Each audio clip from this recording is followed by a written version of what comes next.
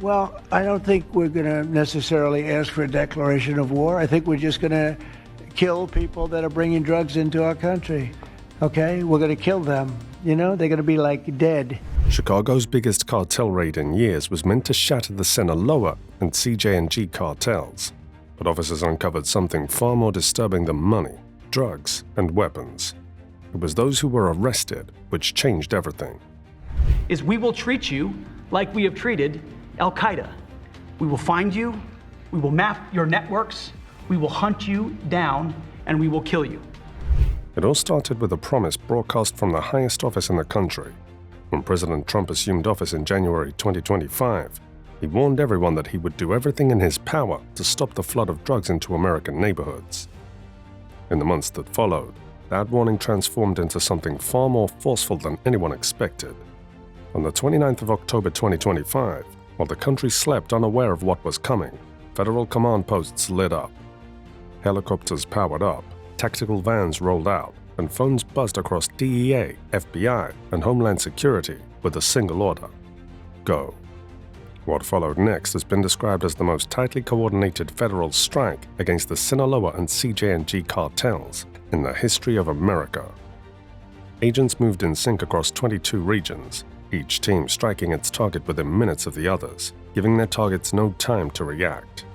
Homes disguised as stash sites, suburban garages, drugs labs, and commercial buildings masking encrypted financial hubs were all hit at once.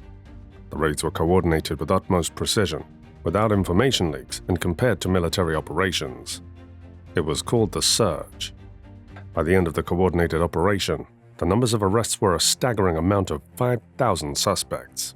In addition to that, federal trucks were filled with tons of cocaine, fentanyl, meth mixtures, weapons worth over $200 million. On the other side, cybercrime division teams were busy attempting to crack computers and other electronic devices that had been seized from those arrested. Reports later indicated that they had managed to uncover ledgers, communications, and routing codes that linked directly back to the Sinaloa and CJNG cartels.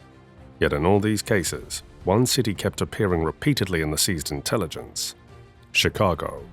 This was nothing new, as federal investigators had suspected it for years and even placed it on the list of high-risk cities.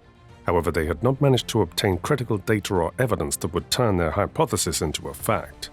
Now, the data seized confirmed it. The city was not merely another distribution point, it was the center, the beating logistical heart that funneled cartel drugs and weapons into the Midwest, the East Coast, and beyond. As agents sifted through the names, paperwork, and seized devices, one detail didn't make sense. A name surfaced, one that wasn't supposed to be there.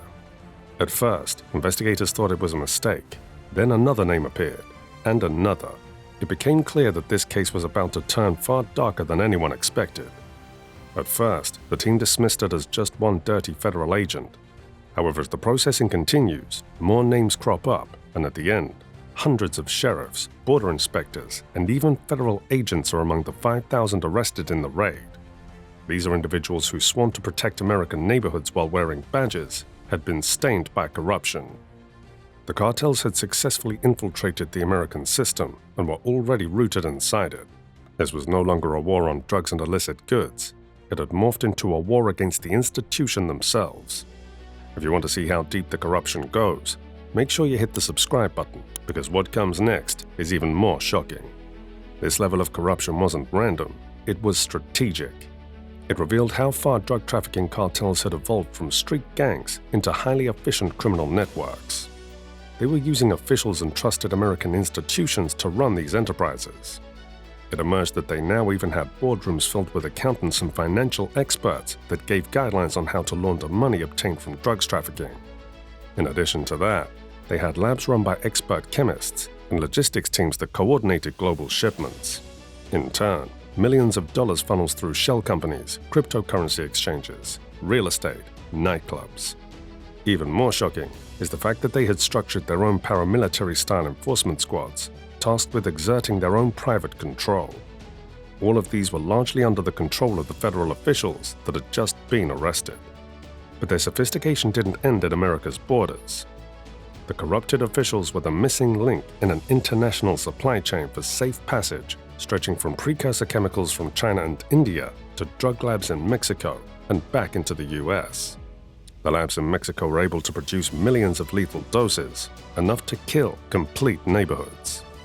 The compromised agents were responsible for making sure that the illegal cargo slips through security into Mexico and eventually smuggled back into the US via hidden trucks or cargo containers. These are the same drugs that contribute to well over 100,000 fatalities annually in the US. The harsh reality is that fellow Americans are now part of the core operations to flood the country with tons of them. The story gets even darker while some arrested agents gave accounts of how these cartels were also involved in American politics. They narrated how they offered contracts, property development deals, and political donations, all as avenues to pay for protection. Officials who once pledged to safeguard communities were reportedly bending their loyalties for a bigger paycheck and giving cartels systematic influence. Faith in the badge had been damaged severely. Now, the shield meant to protect Americans was clearly broken, and that brings about the question, who protects the public? This discovery forced the US government to reconsider the threat entirely. The Sinaloa and CJNG cartels were now officially categorized as foreign terrorist organizations, which changes everything. What was once treated as organized crime was now a national security threat. Suddenly, the Pentagon was pulled directly into the fight, operating shoulder to shoulder with the DEA and DHS. Within a few weeks, the country's anti-drug efforts have suddenly transformed into a counter-terror campaign, one designed for speed, force, and complete obliteration. The institutions had a simple and clear message. We will find you, map your criminal networks, hunt you down, and kill you. The plan changed from arresting individuals to destroying the complete criminal organizations to defend America. From there, the historic surge involved two distinct phases. A clear message that America would not hesitate when its citizens were threatened. The first wave hit hard in Chicago, where authorities shut down pill production sites that fed opioid circuits across the Midwest. At the same time, federal teams in Houston intercepted massive consignments of precursor chemicals at the port, cutting off the raw materials needed to make synthetic narcotics. Meanwhile, in Atlanta and Miami, agents raided upscale properties linked to money laundering networks through shadow real estate homes, condos, and malls. These were specific buildings that the cartel organizations used to mask crypto exchanges funneling cartel cash. The second wave saw law enforcement across the East Coast infiltrate long-standing smuggling corridors from Boston to Kansas City to New Jersey and Maryland. Multiple pipelines and command nodes collapsed during the raids, leaving the cartels nowhere to hide. Proof that America can still strike back against the corruption. The raids exposed something deeper. There are still officers who refuse to be bought, who live by a code no cartel can corrupt. And when agents, soldiers, and intelligence officers move as one, the impact is undeniable. This operation wasn't only about making arrests, it was about restoring national dignity and drawing a line that must never be crossed. Evil thrives when good people turn away, but on this day, they didn't. The DEA, FBI, Homeland Security, and local task forces stepped between order and chaos, and they chose to fight. But even with this massive victory, the fight is far from over. The overdose crisis continues to cripple America. Every day about 150 people die. Enough proof that these cartel organizations are still more than capable of hitting America's social fabric. The products are simply too cheap and easy to produce, which is creating endless supply chains. Even after destroyed organizations, the cartel's enormous shadow banking allows them to quickly build new capital bases. And now, with the realization that the cartels have rooted themselves deep inside America's institutions, the risk of more deaths has just been amplified. Yet regardless of everything, the raid has revealed something powerful. When federal agencies move with purpose, the momentum is bound to shift, and corruption will be subdued.